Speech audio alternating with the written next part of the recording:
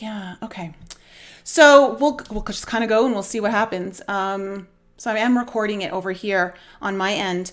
So Andrew, you kind of awoke into your gifts at the age of 9, while you're at a baseball stadium. How did that?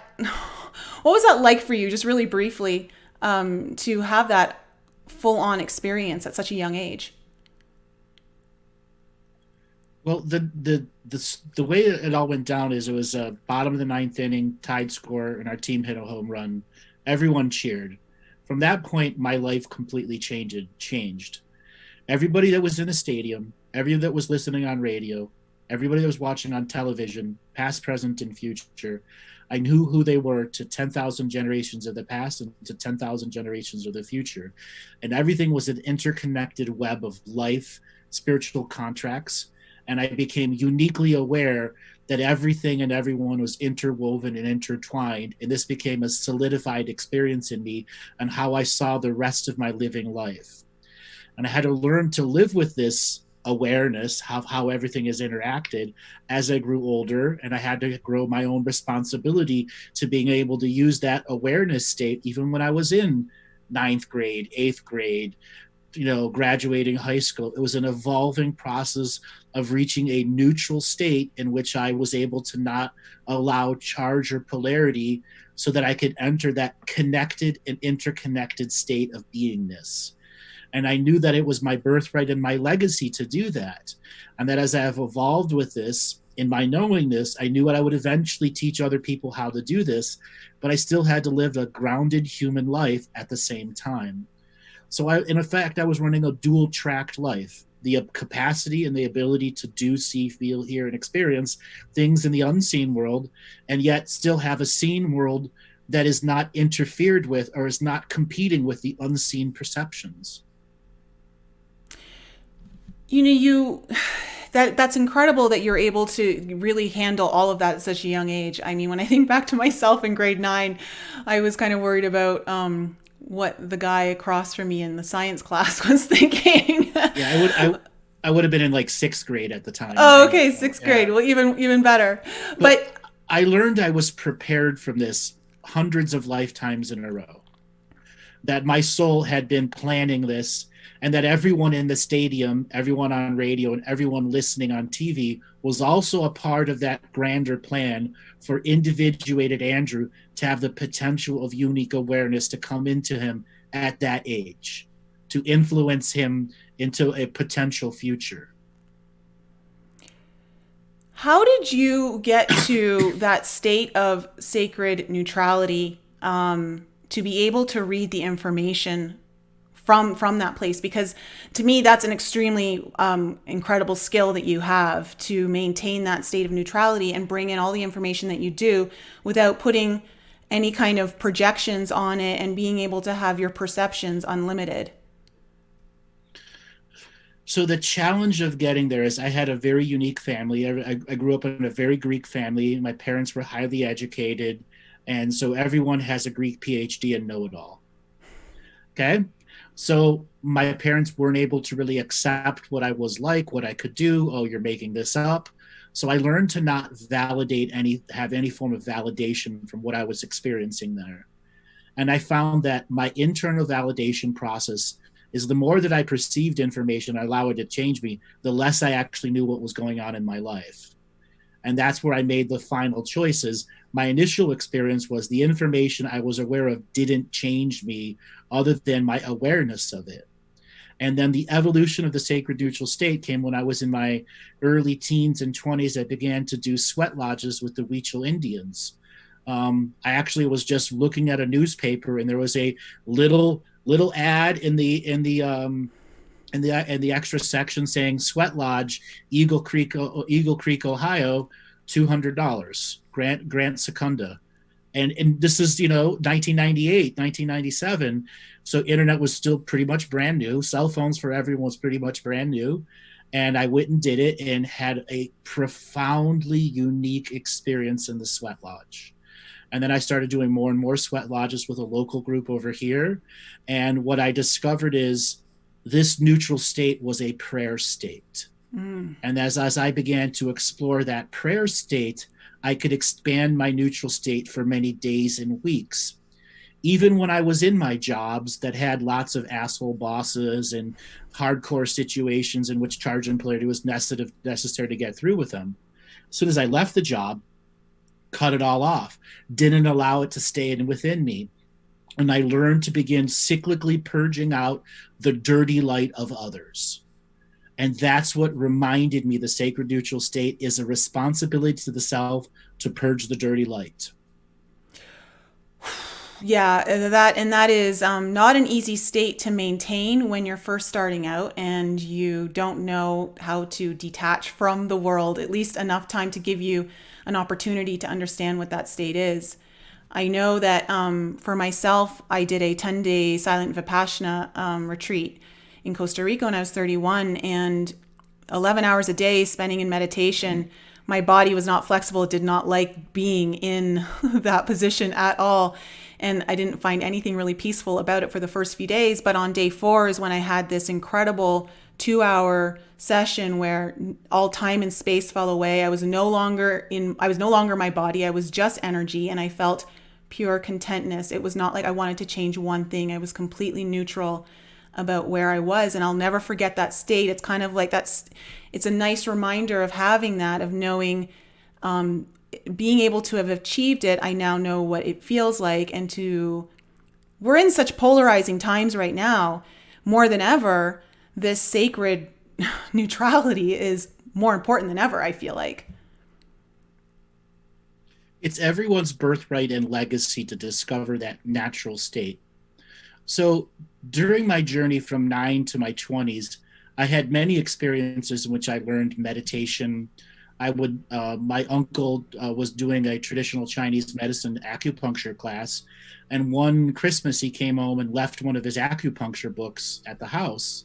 And I devoured it. And my parents like, you won't understand anything that's in it. And then when my uncle came back the next year, he's like, you read this? He's like, you could understand it. And I was like, I could talk about the foot Taiyan points. I absorbed what was in it. And in that absorption process, I learned a deep state of relaxation through absorption of information.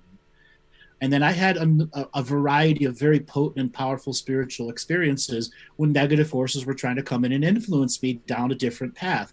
Use your skill to get women, use your skill to get jobs, use your skill to get this, use. And I began to realize all of these things that wanted me to use it was for their purpose and not for my individuated purpose. And so I had a lot of experiences that reminded me of what my individuated purpose was.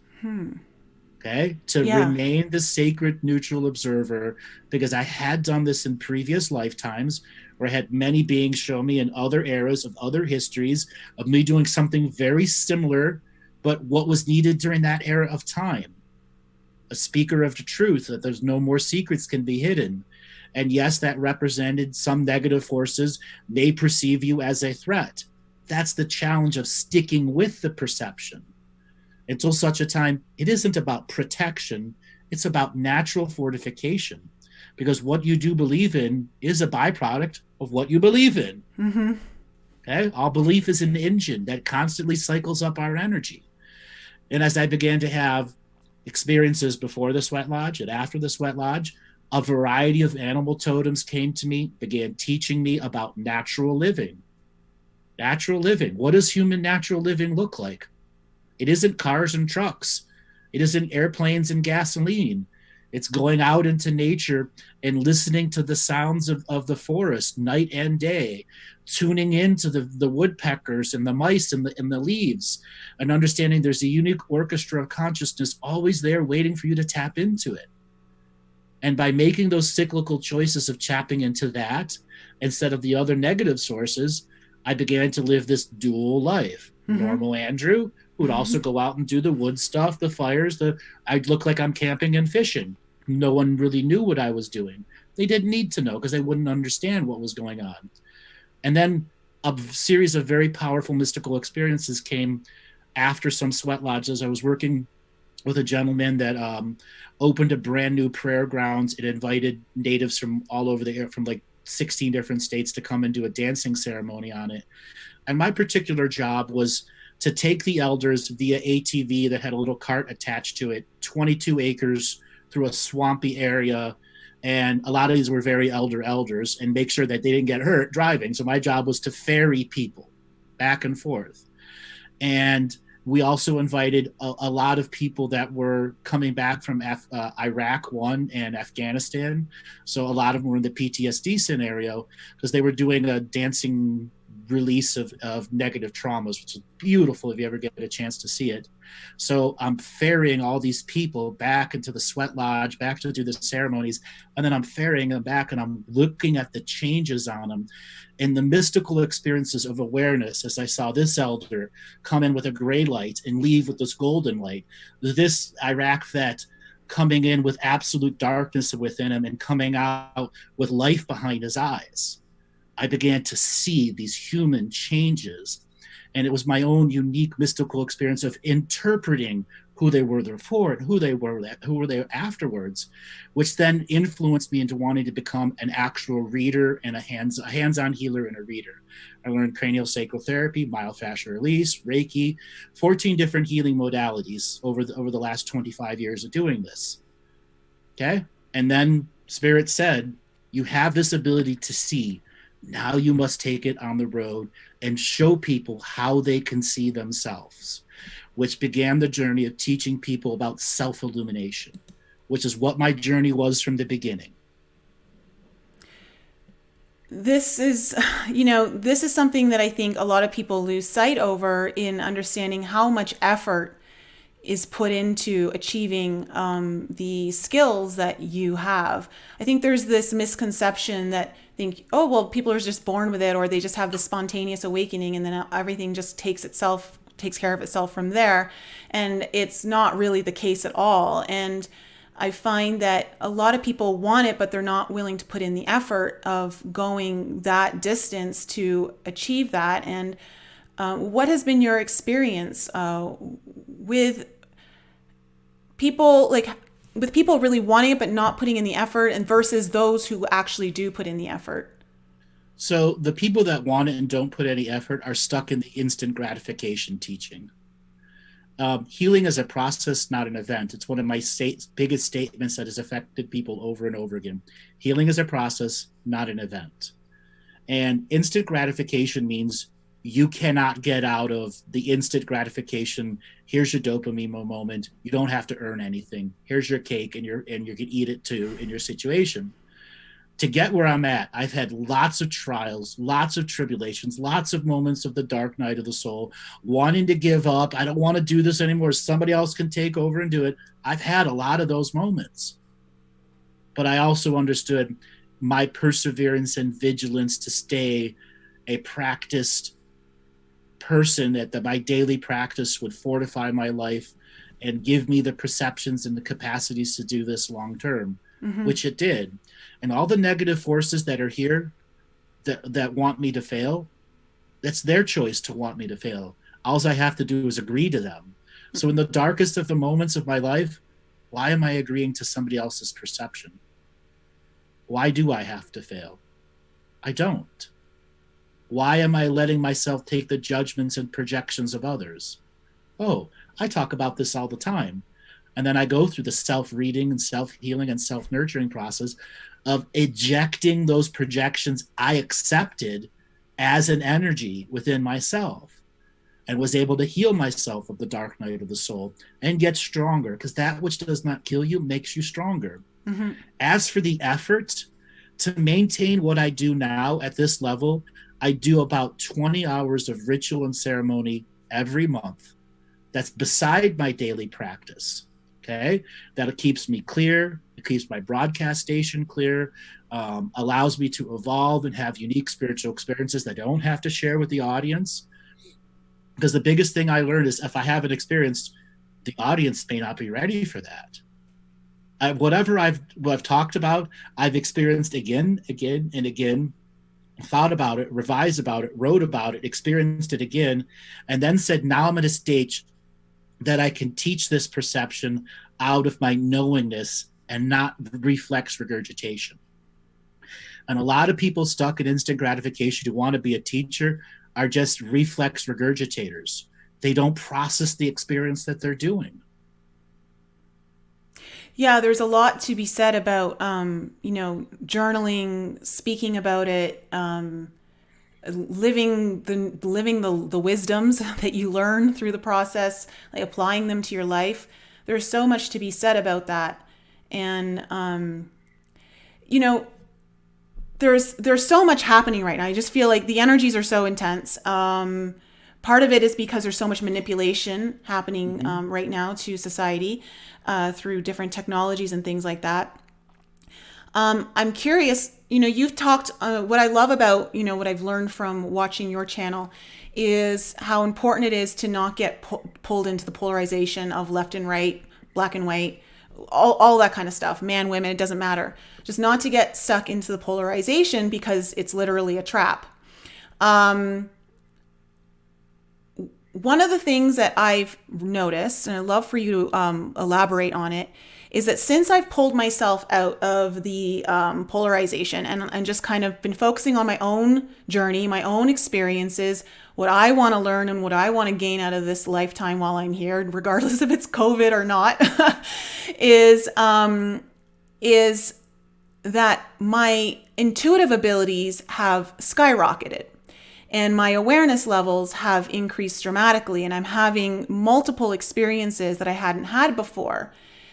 Could One of the awarenesses that came through was that this is available to all of us to capitalize on the polarization, on the technology that's being used to separate us and to keep us fighting and arguing with one another, and in constant, like you said, like the dopamine effect that happens from the news cycles constantly. That if we were to go into neutrality, there's an actual energy available to us that actually boosts our own awareness and ability to connect with our intuitive abilities, activating them and strengthening them faster. Could you elaborate on that or see? Yeah. So when one chooses to disconnect from the social engineering system and the technological social engineering systems, that is social media news, there's a natural way of living, a natural long waveform of light that allows us to have deep absorption into all the different frequencies and harmonies that are there. And when we allow this deep absorption, we call this natural living. Natural living has its own magnetic pulls to subject matters that allow our awareness to unlock more awarenesses, to unlock more experiences bound up with an experience. What you're describing is an experience within an experience within an experience. It's all a form of intuition, awareness, and sometimes empathy. Now, the system of social engineering is designed to use empathy against you. Now, in my cosmology, empathy is the lowest of all psychic skills out there. And oftentimes, empathy has been weaponized in social engineering systems, which allows people to get trapped in these empathetic states. And when you're in an overly empathetic state for too long, you're not actually in your body. Empathy doesn't have a timestamp, intuition does. And when we elevate our self into these intuition states and learn how to turn empathy off, the social engineering systems are just data that we don't have to connect to. And this natural long waveform of light is constantly bringing us positive influences and flows of data and information that at a choice point we can tune into or not, because they're not competing with our daily life, as the news system of social media are constantly competing for your attention. And consciousness itself is going to go through great forms of awakening because the social engineering systems are so strong. And as soon as they disconnect to it, their natural waveforms of lights are going to come up if they know how to battle the traumas that are built inside their bodies. Trauma-based mind control really does work, and they've been using it for thousands and thousands of years within us. The way that movies are done today, the desensitizing of people to blood, guts, and gore. I remember in the 1990s, action movies were punch, punch, kick. You never saw a bone splitting out of the side of the leg.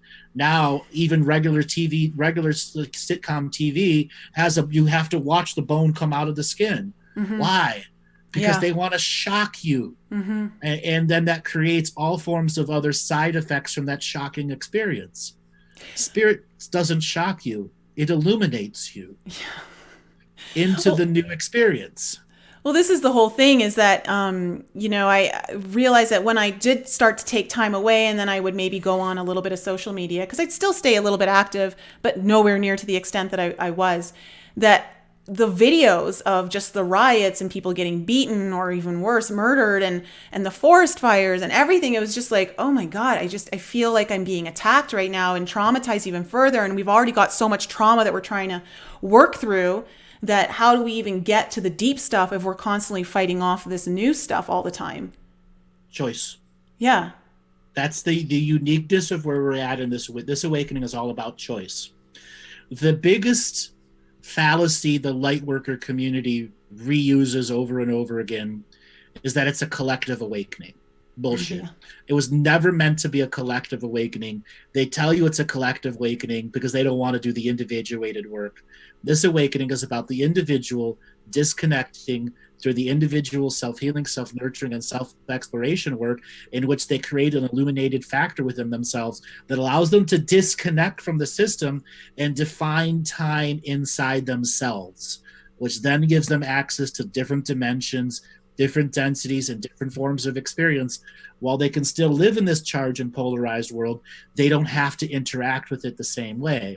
Yeah. And after a while, thousands of people who figure it out will be attracted to others, and the very founding telepathic communications will begin to happen, and that will be the first collective consciousness grid. We're a long ways away from that. Don't tell everyone that.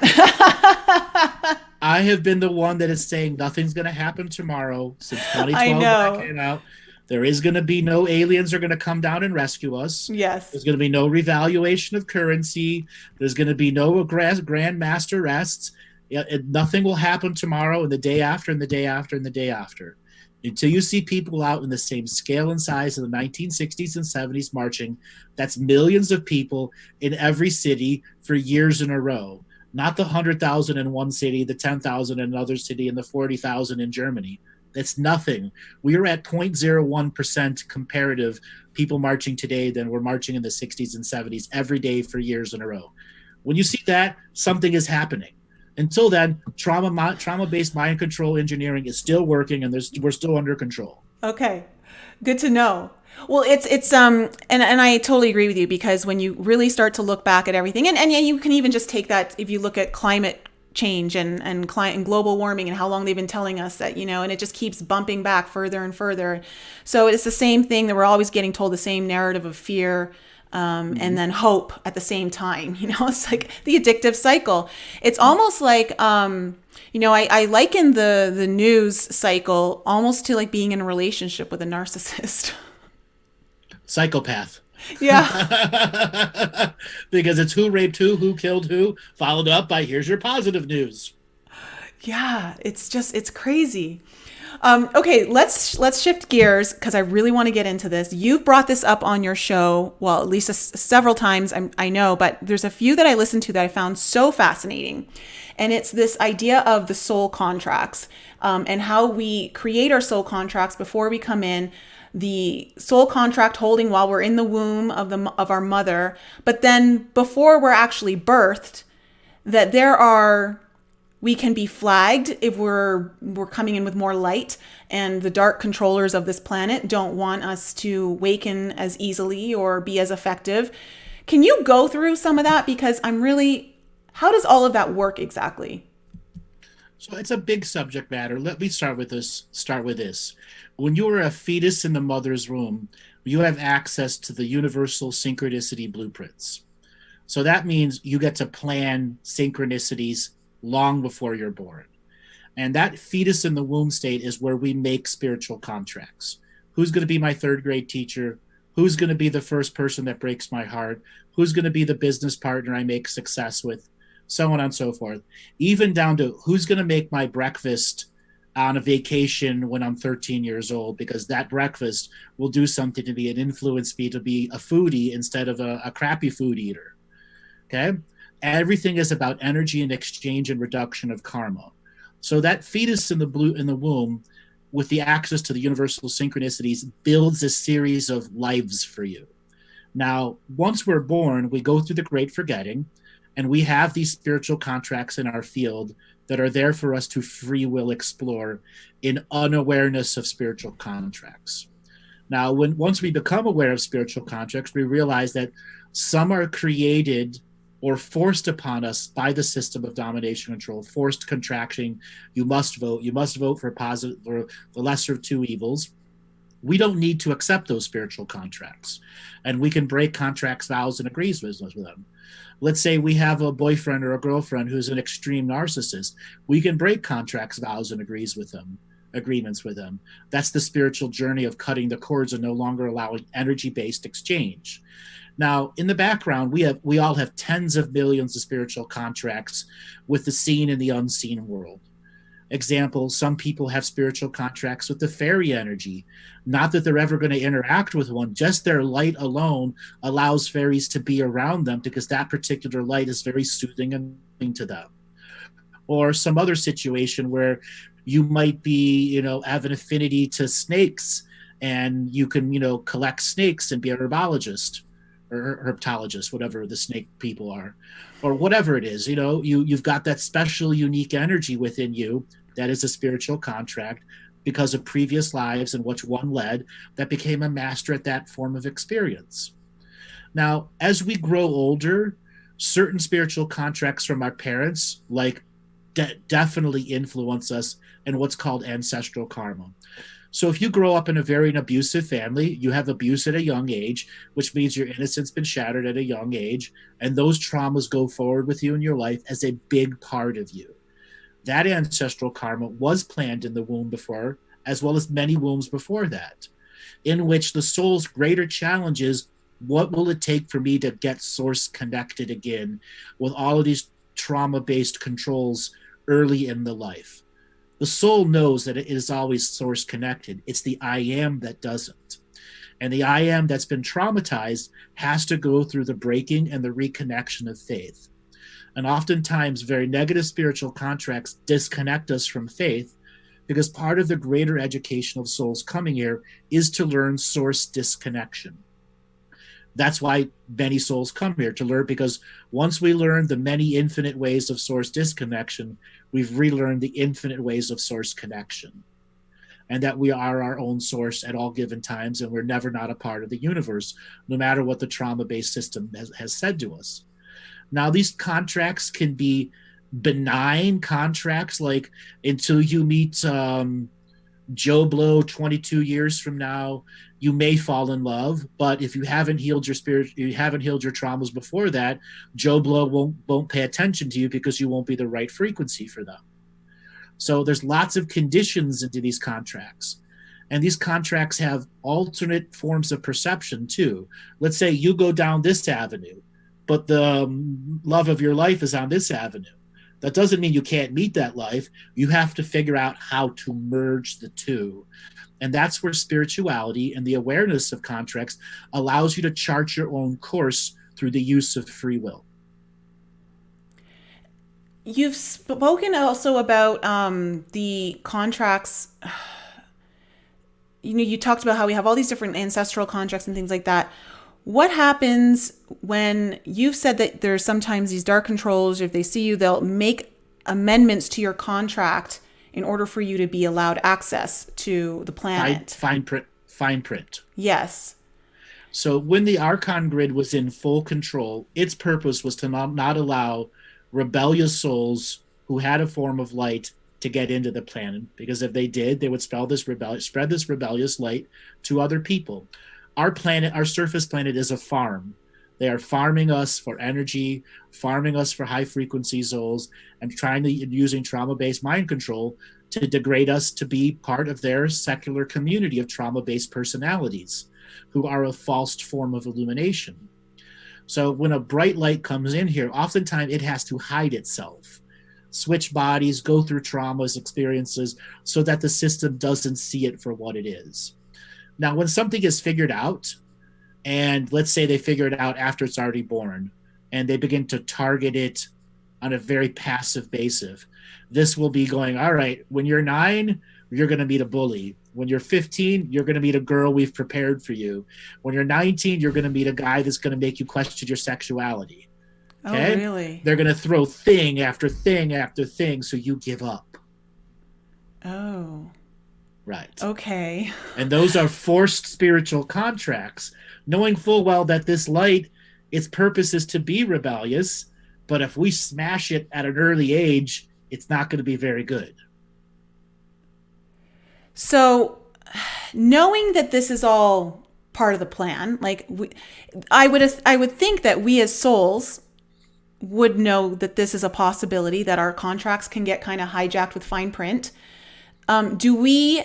Are there loopholes in there that we know about, that we also create back doors, or I should say backup plans, when in the case that Yes. happens? Yes. So the thing with the fetus in the womb, it may give you an architectural blueprint that has all the materials you need: screws, nails, this. And then there are times that, because of free will or forced contracts from the system, we, instead of building the house out of wood, we had to build it out of clay. Or instead of building the relationships that we had previously, we had to replace them with the plan Bs or the plan Cs. So we may not have all the experiences we need when we get to finally building the house of our awareness. And so knowing full well that when you're building something, if you don't have the materials available, you do with what you have in the moment. And spirituality with spiritual contracts, you're almost never going to get what the fetus in the womb exactly planned because of free will. So there are always plan Bs, plan Cs, plan Triple H.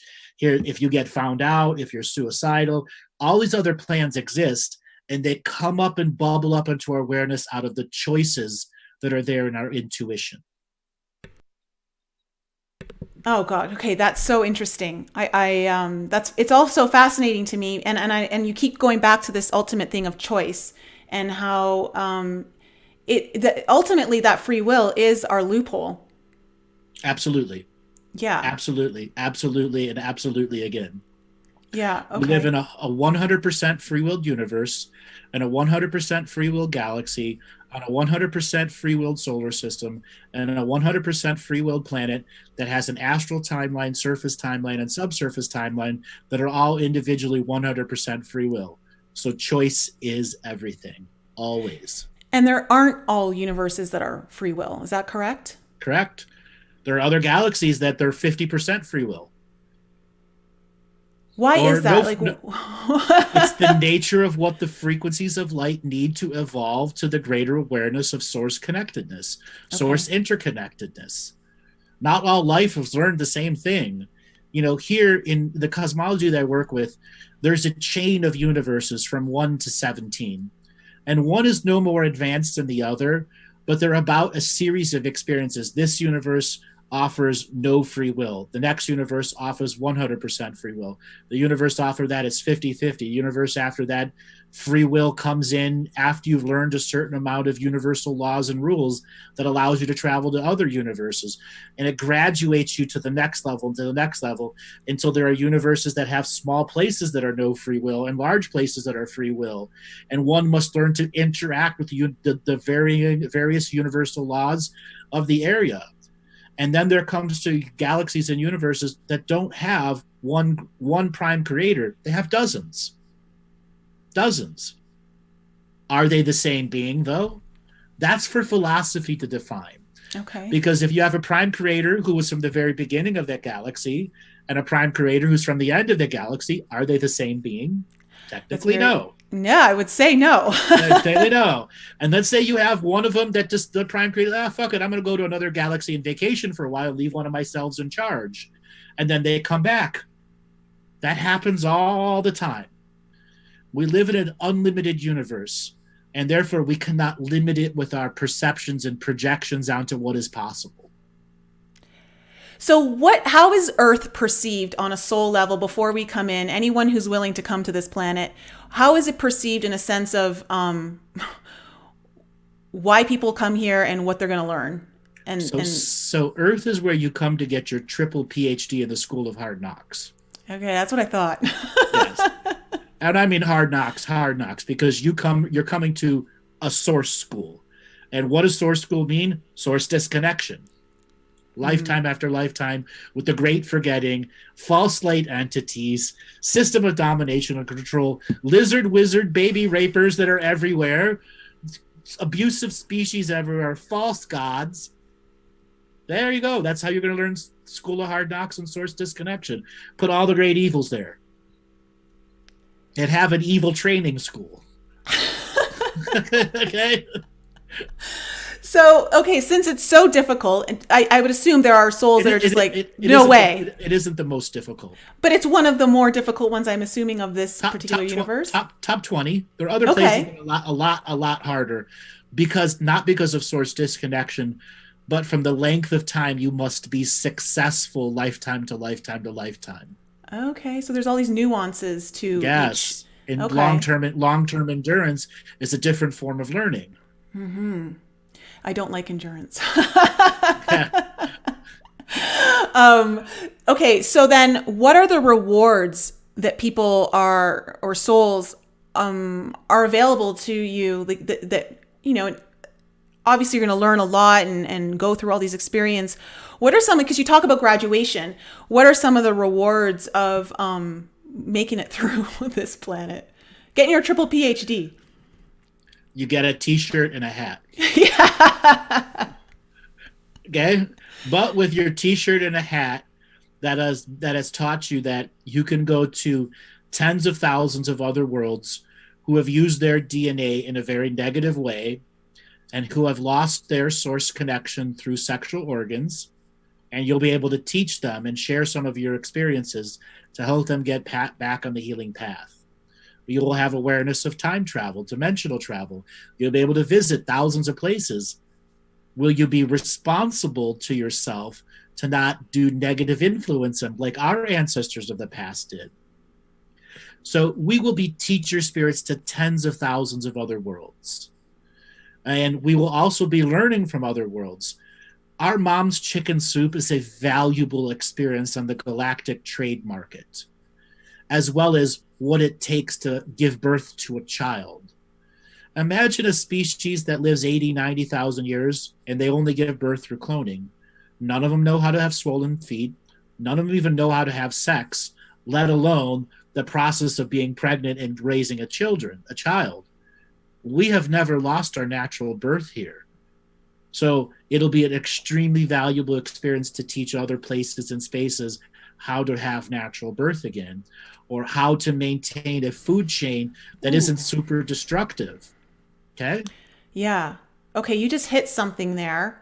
Because this has kind of come up for me in my own experience of I've been doing a lot of healing of my own womb because I want to have kids in this lifetime, and that's something that back to a Mayan lifetime there was a truncated birth, and it just seems to it's something I've been working lifetimes to heal. And one of the messages that kind of came through was that learning the birthing process here was a very valuable lesson for other places. And I didn't realize that until you said all about the cloning and everything. Yeah. And there are other species, again, who don't have sex organs.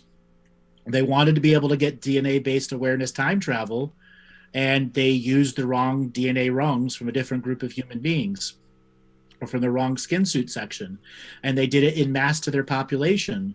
Now, thousands or millions of years later, they could no longer propagate as species. Well, let's talk about DNA then, because you talk about our DNA, our skin suit being actually the most valuable device or tool that we have. Can you go into that more? So we all operate the Porsche skin suits, DNA skin suits of experience, where the vast majority of other spirits have the Volkswagen Bug with maybe a turbocharger on it. Okay. Of a modification, but it's still a Volkswagen Bug versus a Porsche. It doesn't have heated seats. It doesn't have tinted windows on demand, all the other little cool features that the high-end skin suits have. What makes our skin suits so unique is we can experience up to 50 colors of time simultaneously, which means at any given moment, we can have a very rich and thorough experience compared to other skin suits who maybe only experience 4 colors of time. Like there's a lot of insectoid species that only perceive 4 colors. You imagine only Really? perceiving 4 colors? No. Okay. No. Now we're on a part of the Great Awakening is we're going from a 7-color time experience to an 8th color time experience. And that's the great graduation. Who can What does see that the 8th? mean? You literally, another color is going to come into existence. Oh. And there'll be those that can see it and those that can't. So it's not just a t-shirt. It's a color. It's a color in the t-shirt. Exactly. The t-shirt and the hat are colored. A new color. Wow. Okay. And what is the power behind that? Because obviously there's a lot of cloning that happens, DNA harvesting from our skin suits.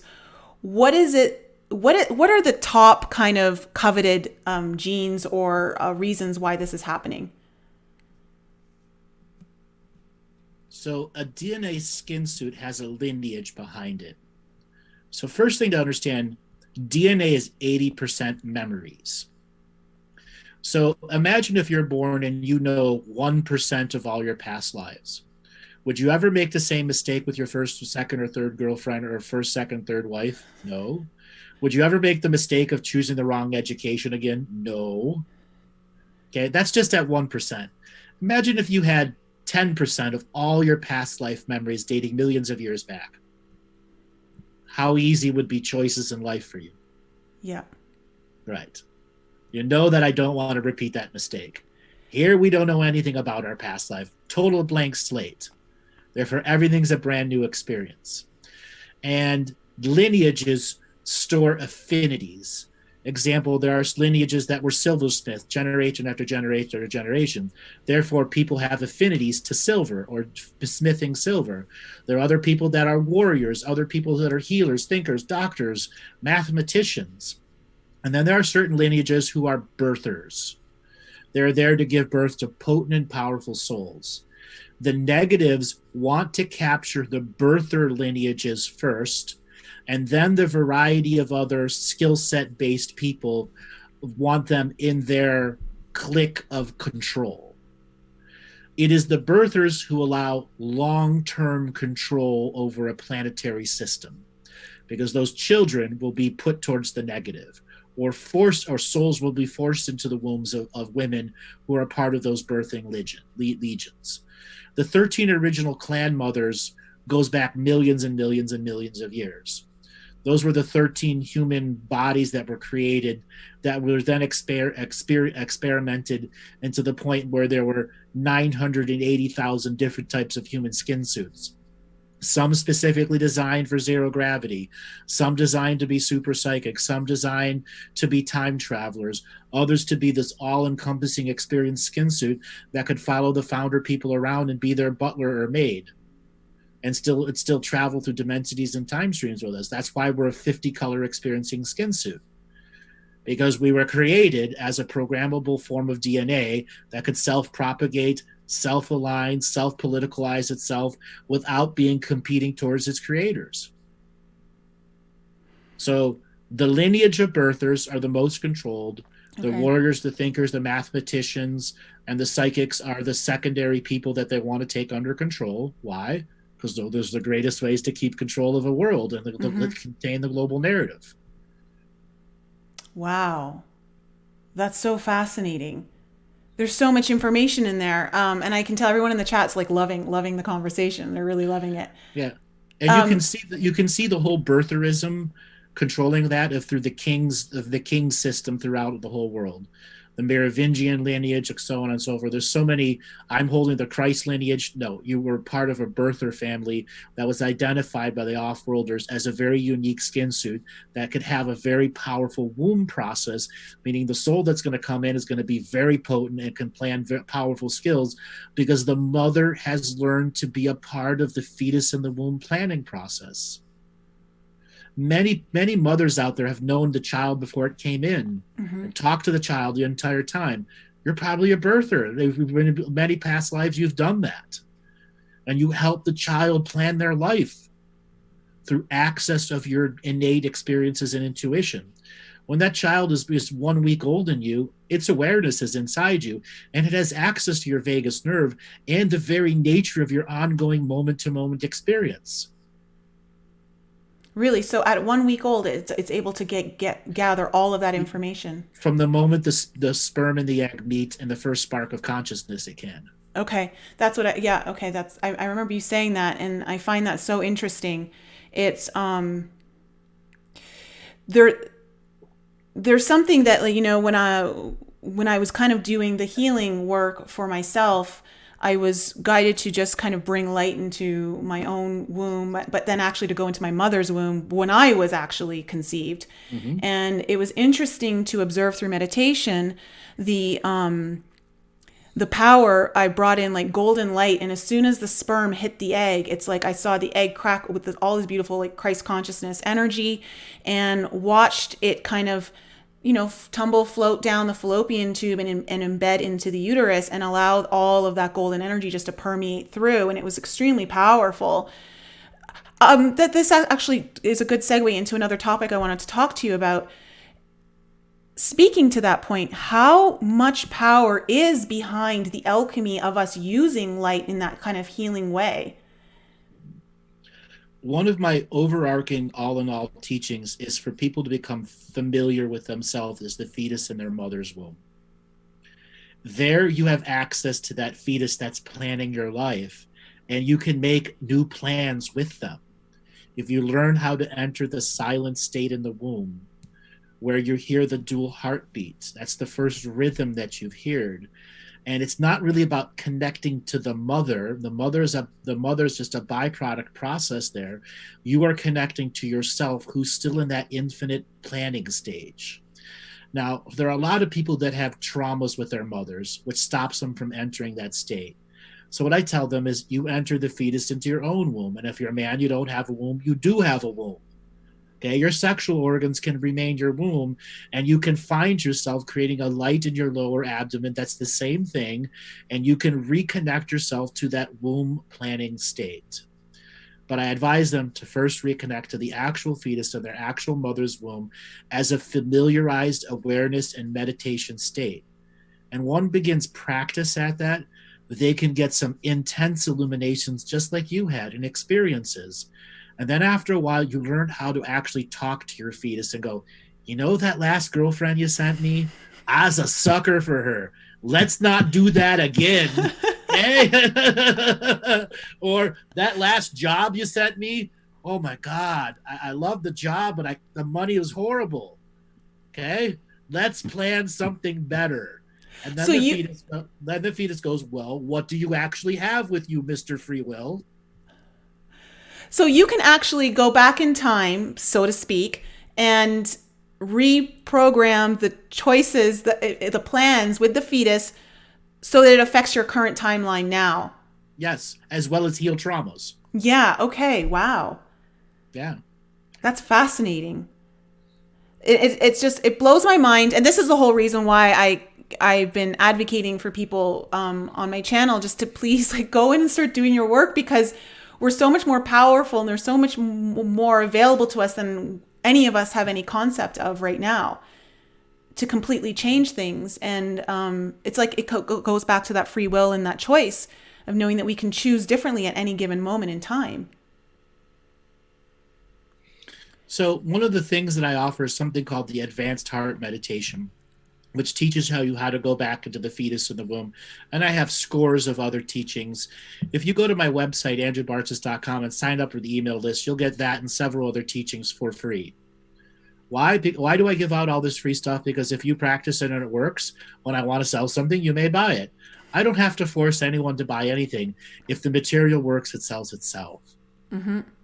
Okay? Absolutely. And that's what I've learned about spirituality over and over again. If it works, it sells itself. And when you begin to connect to the fetus in the womb, or you connect to the blood that's in your body, and you get down to some basics of anatomy and physiology, which you begin to familiarize yourself with in the meditative state, you can embed light into your cellular structures or mitochondrial power plants and do such unique awareness-based changes in yourself. Okay. And that's why re-entering the fetus in the womb is refamiliarizing yourself with the infinite potentials that you have. That fetus is you. You're just the Yes. one that followed through with all the free will choices in its giant book of things that you might do. So this is like taking inner child work to like a whole new level. Yeah, Yeah. prenatal child work. Yeah. Okay. I'm a huge fan of that work, so I'm definitely looking forward to using this. I'm totally going to use it tonight. Um, can I ask you a question? This has been something that's kind of been burning in my mind lately, especially I was down in Mexico last month and I've been getting kind of this pull towards like the water. And I know that there's like the water is very healing for me, and it's why I moved down to the Cayman Islands for a while. Are there underwater civilizations Yes, currently? Yeah. hundreds of them. Some call them the merfolk. Um, some call them fish people. Some call them Atlanteans. And then there are what people that have spaceships and have underwater colonies and civilizations down there. Now, indigenous to Earth are tens of thousands of different underwater intelligent species, everything from whales and dolphins to trout and salmon and everything in between. And there are many microorganisms that are very highly conscious beings, like little tiny seahorses, are extremely conscious beings. Okay? Yep. And they can be considered living computers to other species and societies. So, what about the underwater communities do you want to know about? Well, um, what are their what's the word I'm looking for? I don't want to say purpose, but what kind of work are they doing? Is there any kind of cohesion between the work that we're doing? Are they separate? Are they living separately? I would think not, but what's the relation there? So, the ocean binds them to us from what we put into the ocean and what we do to the ocean. That can make some of them very aggressive to us, and others who have technology to bypass the pollutions that we put into the oceans. There are some who are like the indigenous cultures of Brazil who are still haven't seen a modern human. There are merfolk people who are like that, and they're not feral consciousness. They're super psychic consciousness who have learned to go back to the natural ways of living. And many of the merfolk communities have figured out a synthesis of balancing natural underwater living with the unnatural surface. So they've got that unique spiritual perspective and spiritual technologies that have bio-based technologies that they can manipulate with their psychic energies to build homes, to build vehicles. Have you ever seen the new movie Aquaman with Jason Momoa? No. So there's a scene there where they're showing Atlantis underwater, Mm-hmm. and they build these ships out of half fish, half technology. And there's a lot of self-disclosure in that movie of how the merfolk live. Now, most of them don't exactly look human. They're humanoidish. And then there are ones that are full human who can go from underwater to deep on the outer atmosphere. But their specific skin suit is like that. Their culture has chosen to live underwater because if they were live on the surface, they would be overly targeted by the systems of domination and control. Okay, so that's another reason to be underwater is to avoid that domination and control system. Right, right. So it's because it's the global narrative of belief, the surface belief. Okay. Yeah. Interesting. The surface believes in a whole different set of facts than the subsurface. And here Okay. you think it's just a normal planet here like Nope, nope. wow. Okay, so the beings that are able to be their skin suit allows them very kind of underwater and surface. Um, what kind of interaction do they use on the surface if minimal? Like what sort of interaction is there? It's still about karmic resolution. So when you're a merfolky type people, there's ocean based karmas, and then there are the people who left the merfolk community to live on the surface. Many of them have very unresolved karmas.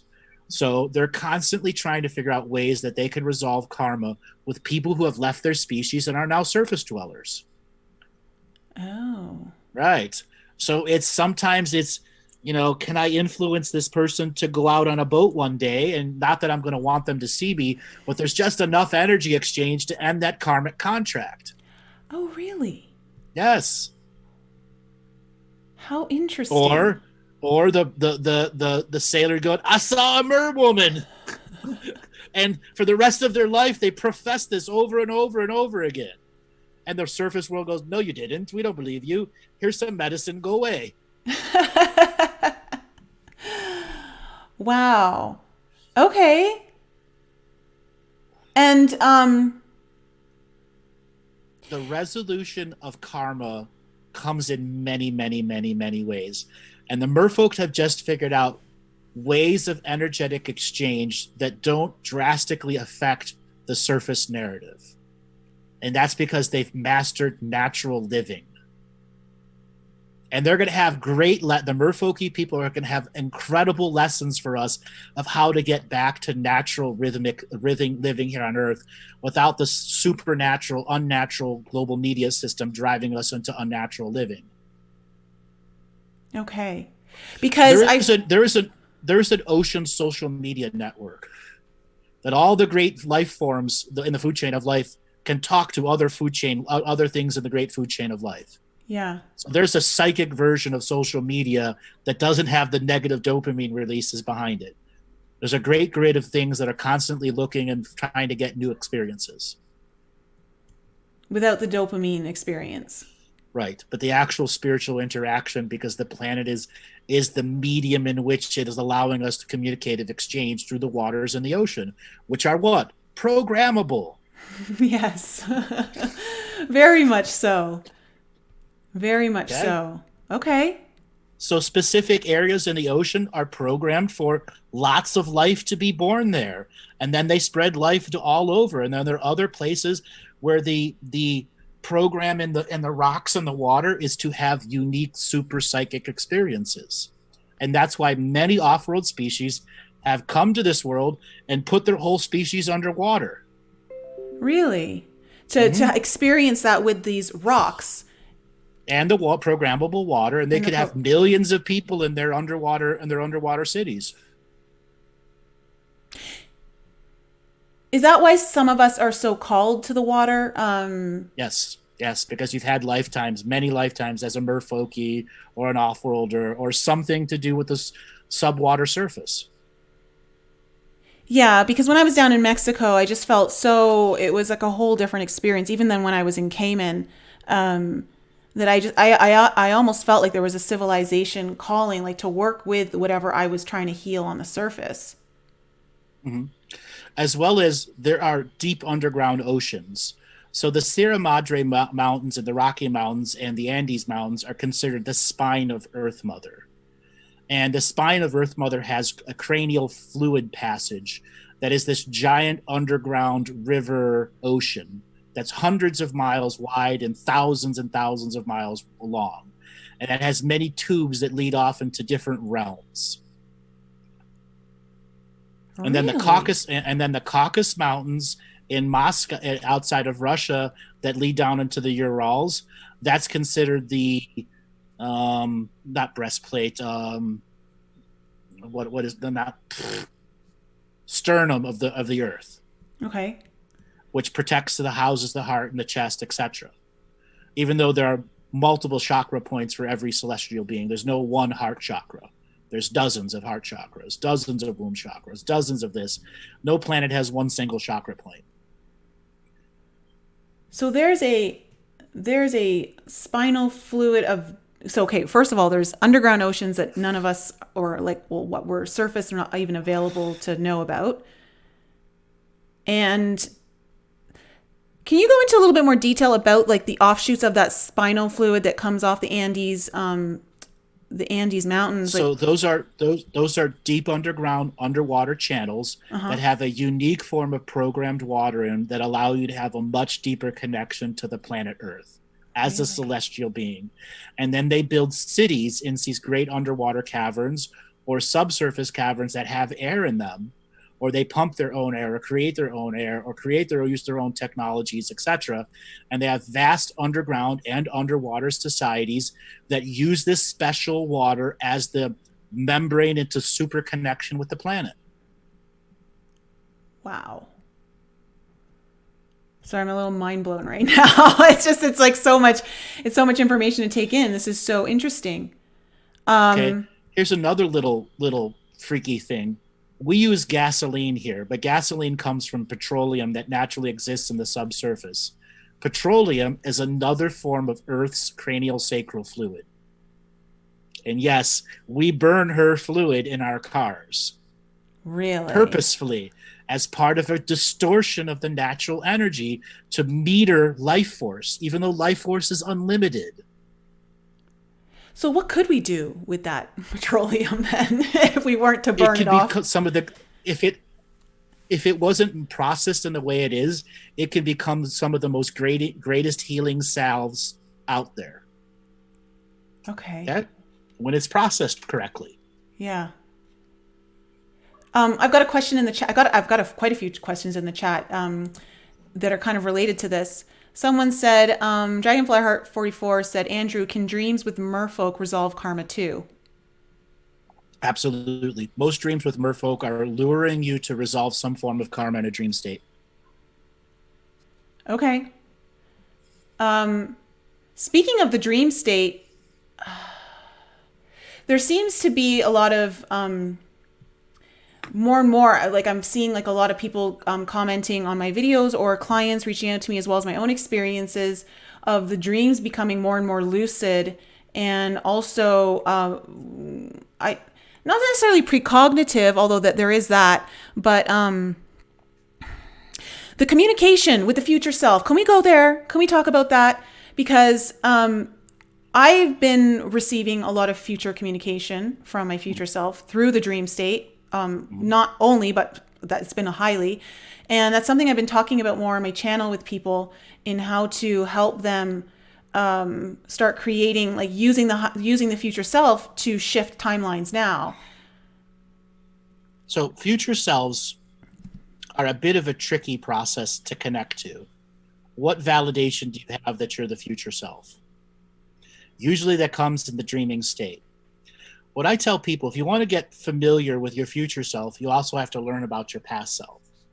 So what I tell them is to go get a picture from their younger age and look for the version of you that has the fake smile.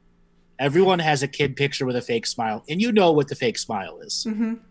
And use that picture as the medium to connect to that child in a meditative state and say to them, I am your future self coming back here to love you, so that fake smile gets turned into a real smile. And begin the process of loving them, sending them energy, telling them what their future is. Okay? Then after practicing this for a while, you're going to want to send the same type of energy to somebody a week ahead of you.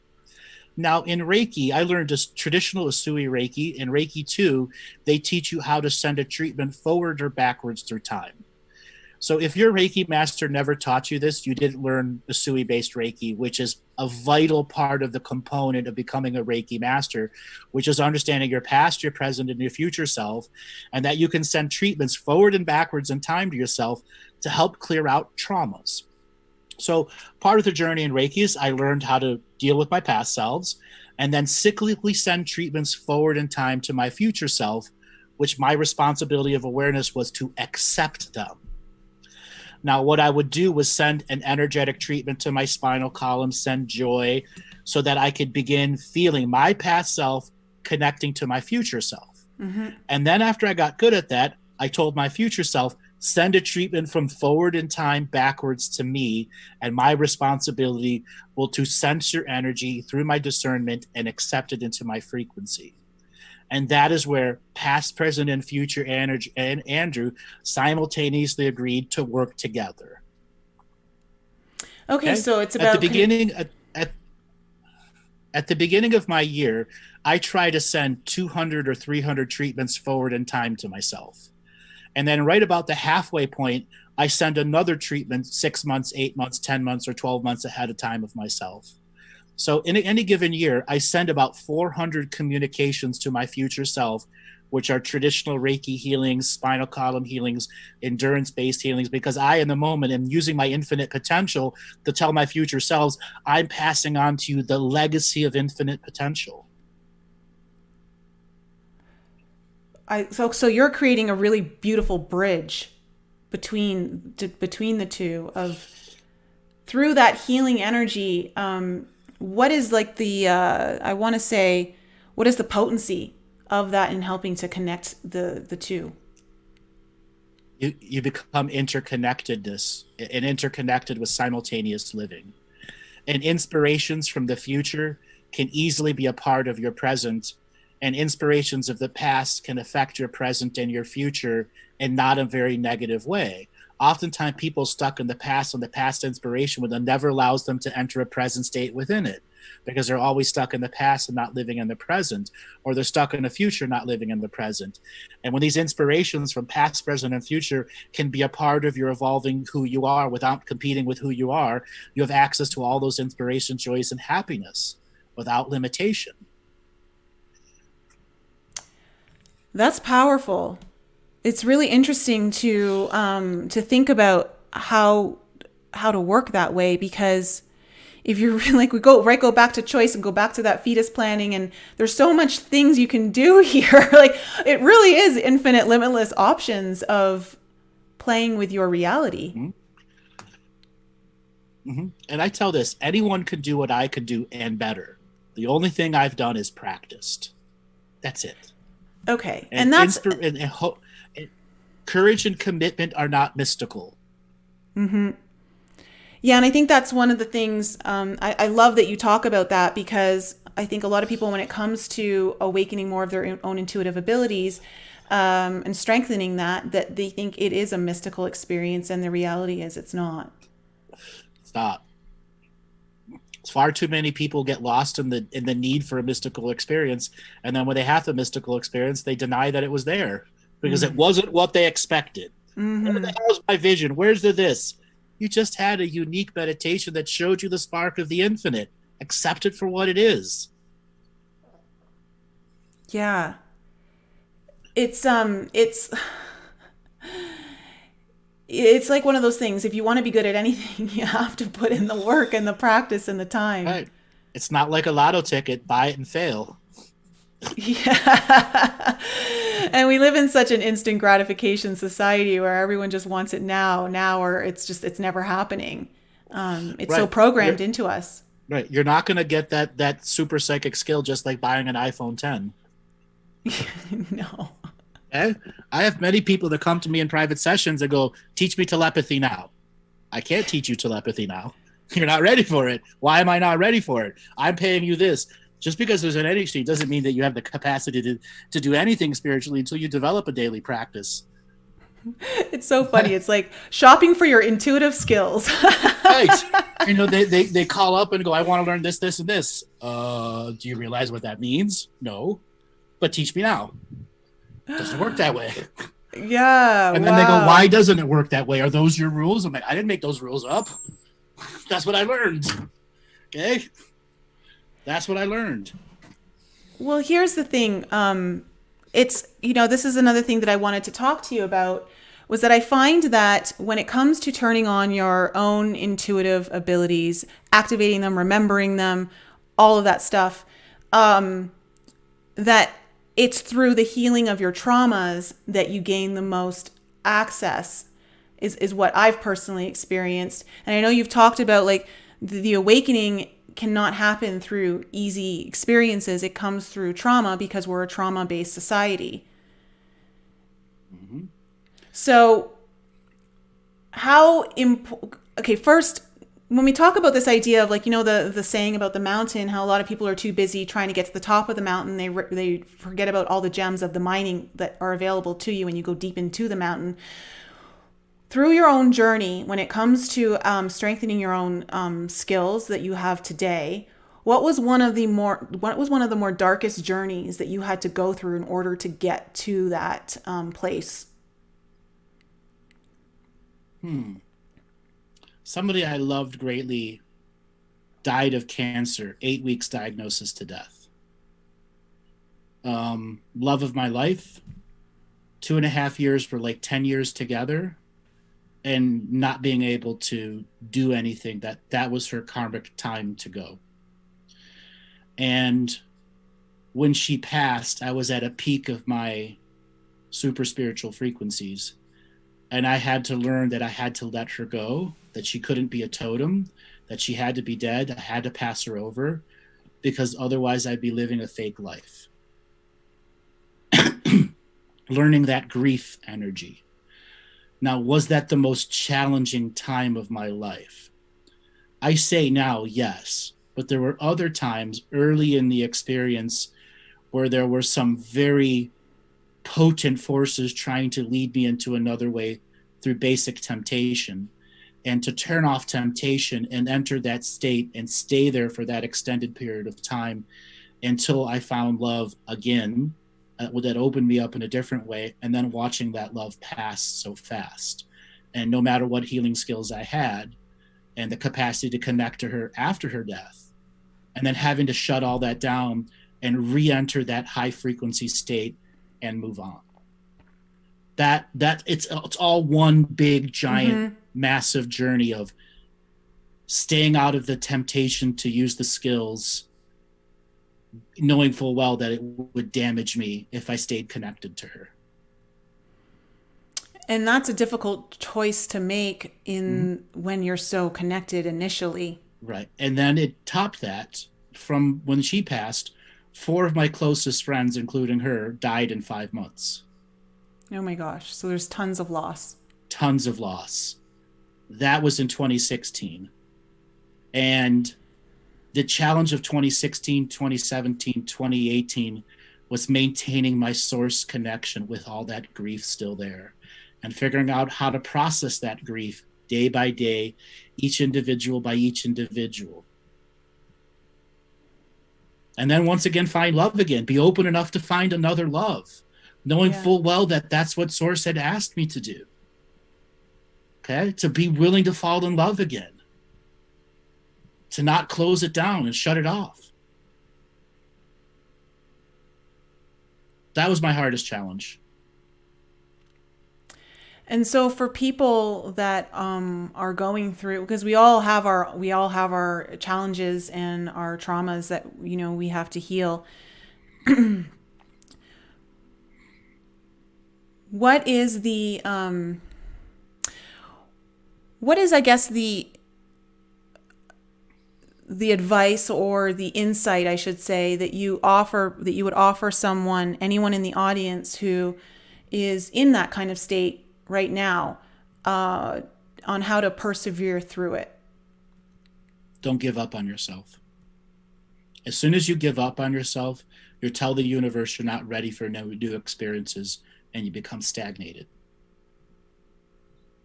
Once you learn not to give up on yourself, the rest is personal choice to live each day and to create your own stairway out of despair. Sometimes we build this beautiful garden because of all the traumas, and in one moment of rage and anger, we tear up that garden, and it's okay. I tore up many of my gardens in that healing phase between 2016 and late 2018 because I was still in that grieving state. What we learn is we still have to create. We still have to create. We still have to do. We still have to choose ourselves. We have to learn to love ourselves, no matter how negative the state is. Self-healing, self-nurturing, and self-loves are the keys to the Great Awakening. Yeah, and it's like you said, it's a stairway, so just take it one step at a time. Sometimes we get overwhelmed with the destination.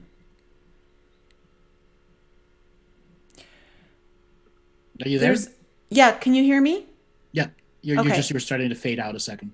Oh, I just said, yeah, and like you said, it's a stairway, and so it's one of those things where we have to take it one step at a time and to not get overwhelmed with the long journey ahead. Right. So once we get lost into our own petty desires to be depressed, we have told the universe, beyond giving up, I am now creating a delusion. Mm-hmm. And that's where the traumas of previous experiences send us deep into ego, deep into false experiences, deep into denial, which creates dark months of the soul, not Mm-hmm. dark nights or dark years of the soul, where people believe they're targeted. 99% of all the targeted people out there are self targeted by their own self created demons. That doesn't mean entities aren't real, but I basically say of all the experiences that of entity based experiences, 95% of all entity experiences are self created demons. The remaining 5% are real entities doing real negative things. And what do entities like to use? They like to use your weaknesses against you. They learn how to become your inner voice. Yeah. Yeah, I've heard a lot of people say that, and it sounds like from when they tell me like what they're saying that it's not them. It's it's definitely something working through them. And I completely agree with you of with the entity thing. Is I think there's a lot of people pushing information out there in the spiritual community on the power of these entities, when really it's how much power you've created and given to them.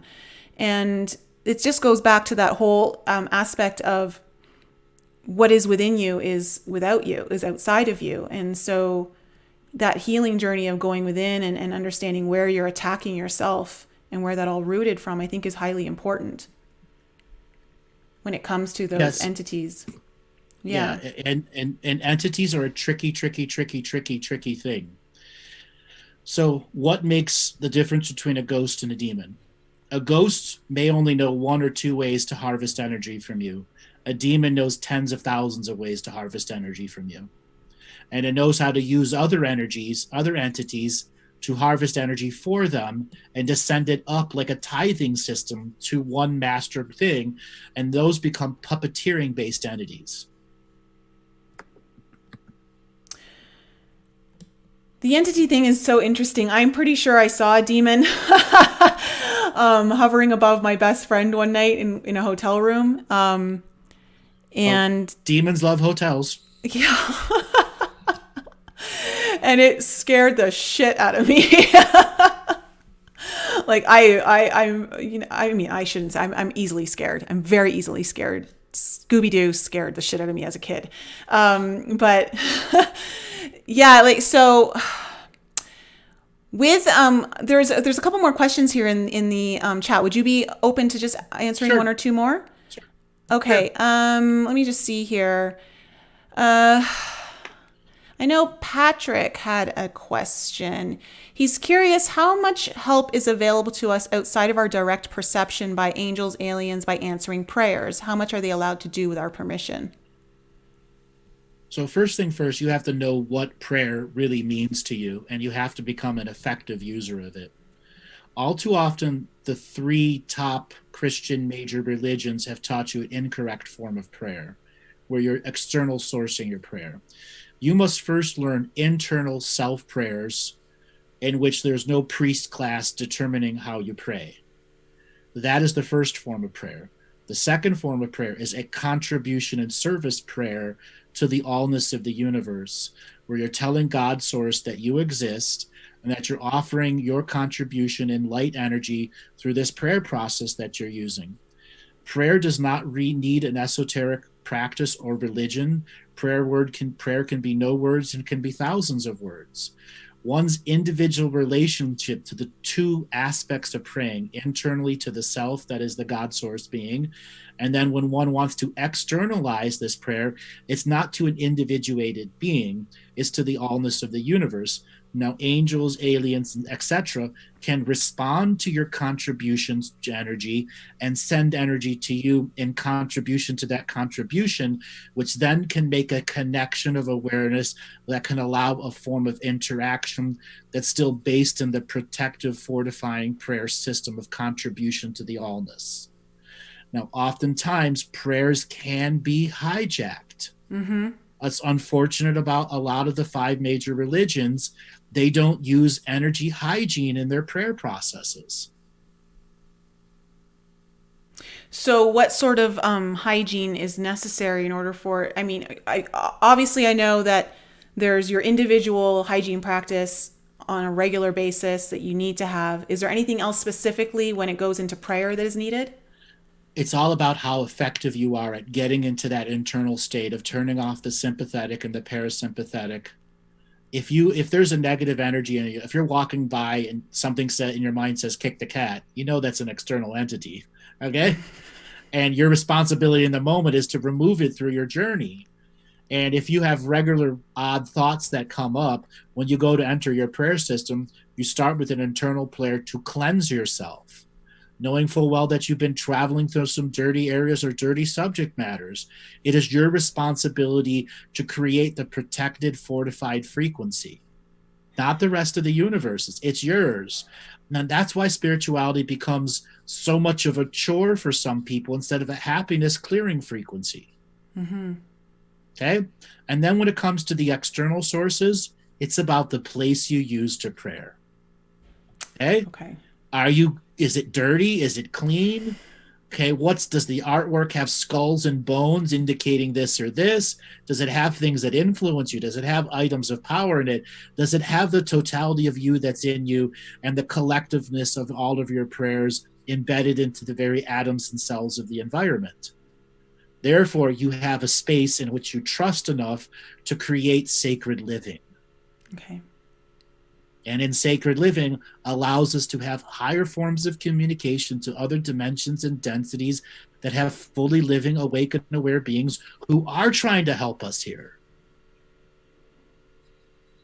That makes a lot of sense. And I can see how, that having that sacred environment for the prayer is very important.